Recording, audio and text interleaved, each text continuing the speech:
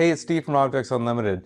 I wanted to scan something really challenging to show you the beauty of Artec Eva and Artec Studio software. So I have chosen to scan this plant. Plants are really difficult. Lots of empty space, easy to lose tracking, and that's where this scanner does a great job. So let's do this real time.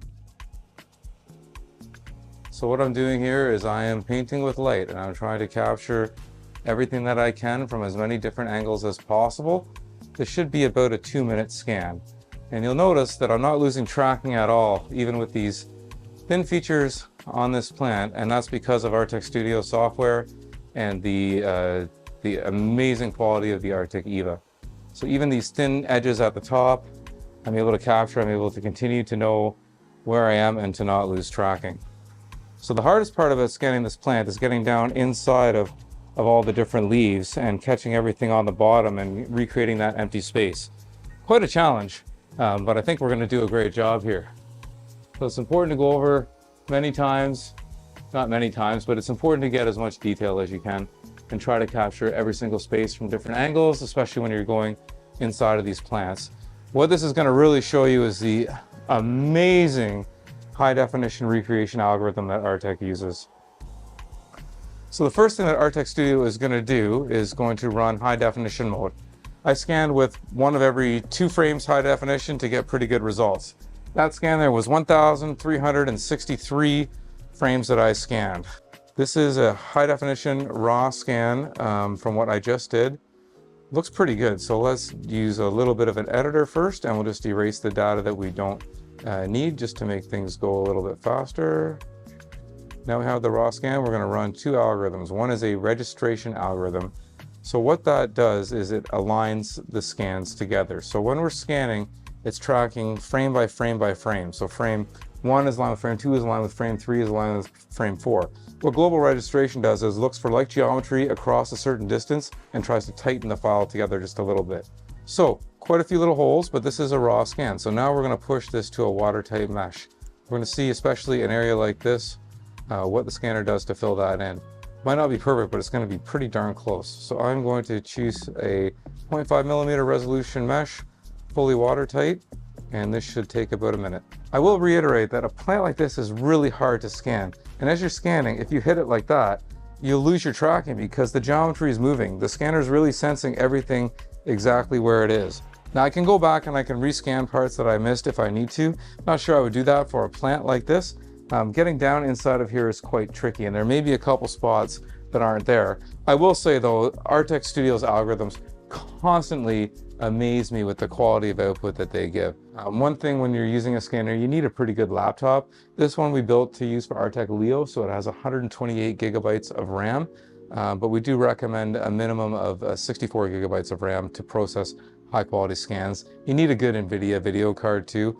Like anything else, the tool's only as good as the things you run it on, so definitely invest in equipment, in computer equipment as well as in the scanner. But there is now a watertight mesh of this plant, and you'll see there's a couple little floaters here. So let's use one of Artec's first tools, which is small object removal. So I'm going to just remove all the small polygons. So these little floaters here will disappear without me having to find them. Okay, they're gone. So now we look at how did the scan really do? A little bit of a rough edge there. Can't say I'm super surprised. This hole that we were looking at, look at how well that hole was filled in. Absolutely amazing. One other little small issue over here. So if I were to edit this, I could use my editor tool, and I can go and I can erase these and smooth out the lines. I'm not going to do that for the purposes of this demonstration, but it is certainly possible. What I'm doing right now is I'm simplifying the mesh and I'm reducing the number of triangles. I'm doing this so that when I add color or texture, it goes a little bit faster. This is about a 10 million triangle mesh, and let me show you what I mean by that. All 3D scan data is composed of polygons. So you'll see these triangles here, and what mesh simplification does is merges groups of triangles together. So we'll see when it finishes the application, it's reducing from 10 million polygons to 7 million polygons. And I'm going to reduce it a little bit further because really high accuracy may be not necessary for this particular plant. I can tell you that we've scanned things that are 100 million polygons and decimated them down to under 5 million triangles, and they still look great. This is just about to finish here, so you should see how the triangle construction will change using mesh simplification algorithm. And there we go. So now you'll see there's much fewer triangles. So now this is 7 million triangles instead of 100 million. I'm going to reduce it a little bit further down to 4 million triangles. And then we'll texture it and add color to it. So quite fascinating when you realize how these files are actually built. That is, of course, a challenge when you're translating into CAD because every triangle becomes a surface. Something like this is really difficult to model in CAD, but for reverse engineering, there are quite a number of tools to be able to do this properly. So these are 685 frames of a scan, and we can actually look at every single frame individually, and we can actually build them up here and edit when there's issues. So this is my fusion, my watertight mesh that I can now add color to. So I'm going to go to my texture tool, I'm going to choose the destination and the source, and I'm going to hit apply. This should take about 2 minutes or so, maybe a little bit less, and again, it's quite an interesting aha moment when it really pops up. This is pretty good. I wouldn't say it's a perfect scan, but no secrets here, people. You saw exactly what I did. So a couple little floaters that would be easily removed. Again, for the purposes of this demonstration, I'm not going to do this, but I'm quite happy with this.